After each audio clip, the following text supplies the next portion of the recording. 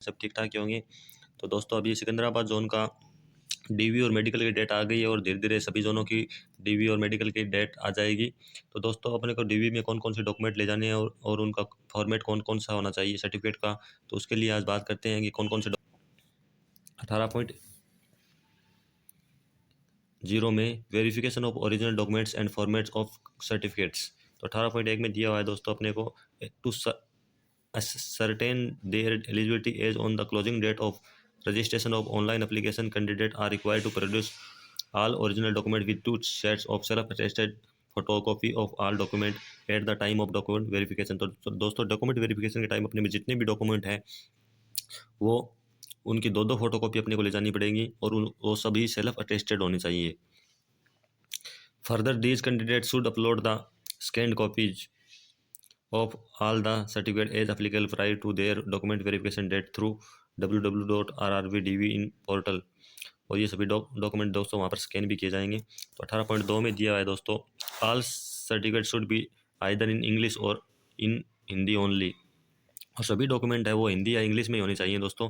Where certificate are not in English and Hindi self attested translated version should be produced whenever required।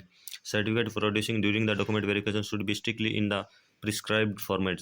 तो सभी का जो format है वो एकदम जो अपने को डीवी में बताया है वहाँ हिंदी या इंग्लिश के अंदर ही होना चाहिए, तो वैसा ही उसका फॉर्मेट होना जरूरी है सभी सर्टिफिकेट का। और 18.3 में दिया हुआ है दोस्तों no additional time will be given to the candidates not producing their original certificates on the date of their document verification and the candidature of such candidates is liable to be cancelled।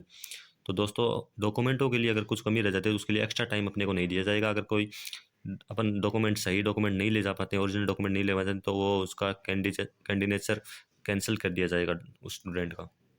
18.4 में दिया हुआ है document to be brought by candidate is original for document verification are indicated below. और कौन कौन से document अपने को ओरिजिनल ले जाने हैं वो नीचे दिए हैं। जैसे एक नंबर में दिया है matriculation and higher school examination certificate और equivalent certificate as proof for date of birth and matriculation qualification. तो अपने को 10वीं या हायर स्कूल की जो मार्कशीट है वो ले जानी पड़ेगी जिसमें अपने डेट ऑफ बर्थ सही से चेक कर सकें और the candidate's name, father's name, mother's name mentioned in the application will also be verified with reference to the names mentioned in this certificate। तो अपने को 10वीं और 12वीं जो मार्कशीट है या उसके बराबर कोई ITI वगैरह की मार्कशीट लगाई हुई है, अपना फॉर्म भरा उस टाइम दी हुई है, तो उसमें से अपना जो नाम होगा, मम्मी का नाम होगा, पापा का नाम होगा और खुद का नाम होगा, वो उसी से वेरीफाइड किया जाएगा 10th या 12th की मार्कशीट से ही। उसके अलावा 2 नंबर में दिया हुआ है NCVT NTC NSC SCVT certificate is applicable. ये दोस्तों 3 नंबर में दिया हुआ है SC/ST certificate in the format as per annexure 1। तो जो एनेक्सर 1 अपने को नीचे दिया हुआ है उसी फॉर्मेट में ये SC/ST वाला वो सर्टिफिकेट है वो होना चाहिए।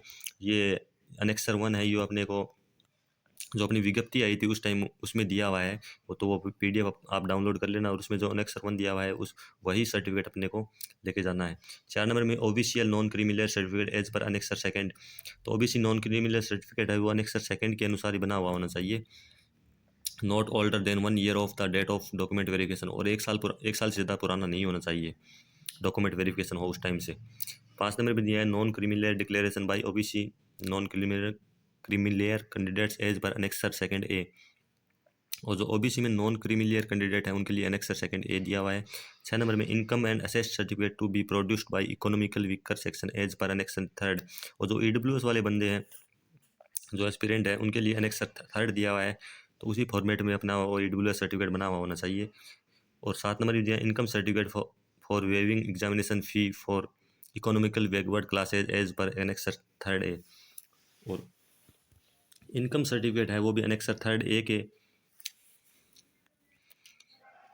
हिसाब से बना हुआ होना चाहिए। और 8 नंबर में दिया है minority community declaration on non judicial stamp paper as per annexure 4।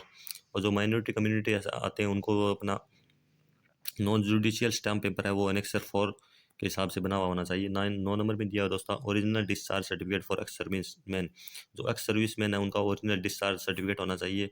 10 number में दिया medical certificate for person with benchmark disabilities PWD as per format at annexure 5A annexure 5B annexure 5C as applicable.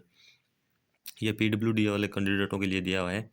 11 number दिया self declaration for ex serviceman as per annexure 7, ये ex serviceman वालों के लिए है। 12 number में NOC for serving employ with date of appointment from current employer, जो already job लगे हुए हैं उनके लिए अपॉइंटमेंट है, वो उनको एनओसी ले जानी पड़ेगी।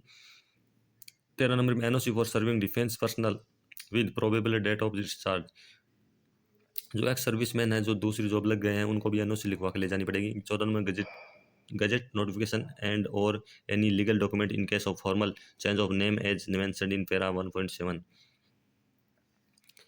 तो गजट नोटिफिकेशन और लीगल डॉक्यूमेंट्स में अगर कोई दिक्कत आती है तो अपना फॉर्मल चेंज को अगर नाम में चेंज किया हुआ है तो उनको वो गजेटेड नोटिफिकेशन ले जाना पड़ेगा।